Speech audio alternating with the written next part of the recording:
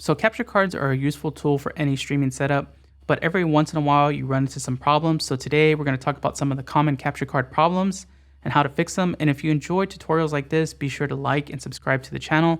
It really does help support us.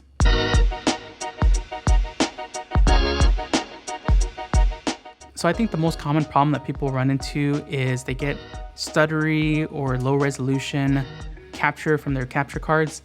And this usually happens because people don't realize that there's limited USB bandwidth. So even though you have multiple USB ports, they tend to share the same bus, especially if they're close together. And this only has so much bandwidth. And then there's different ports as well. There's USB-C, 3.0, 3.1, 2.0, and these all have different bandwidth. Now, most capture cards these days are USB 3.0. And usually this bus can only handle one full HD input at a time, so 1080p 60 or 4K 30. So if you put two together, what one will do is it'll either stop working or it'll have to lower the frame rate and resolution to be able to capture both at the same time. And the same thing with a 2.0 port, like some 3.0 cards can be backwards compatible and work on a 2.0 port, but then they'll lower the frame rate and resolution. So if you're building a computer, you probably should use internal PCIe cards if you're going to have multiple inputs, or space out the USB capture cards, and you're probably going to be limited to 2 or 3 max. So we all like cheap HDMI cables, especially when we've gotten tired of paying for $60 cables that are $10 elsewhere. But at a certain point in time, it'll catch up to us and these cables do go bad or die or get damaged.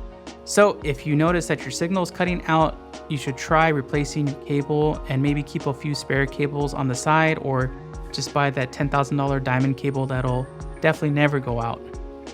So if you're not getting any feed at all, you might want to check your capture card specs and what resolutions it can take. So if you're capturing something obscure like an arcade game that outputs at a specific resolution, a lot of capture cards can't take in this input, so you got to check what they need, and you're either going to need to find a way to scale that to a resolution that the capture card can take, or buy a different capture card that can take in those specific resolutions. So some capture cards are designed specifically for capturing arcade games or old school consoles, and some only work with modern video signals.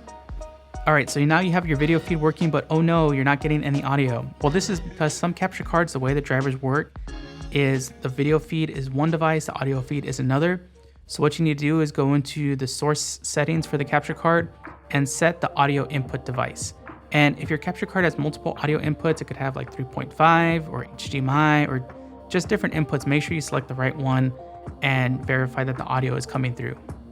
So this covers most of the common problems with capture cards. Now, of course, there's all different crazy things that can go on with capture cards, but if you have any questions, do leave them in the comments. We'll do our best to help you. Thanks again for watching.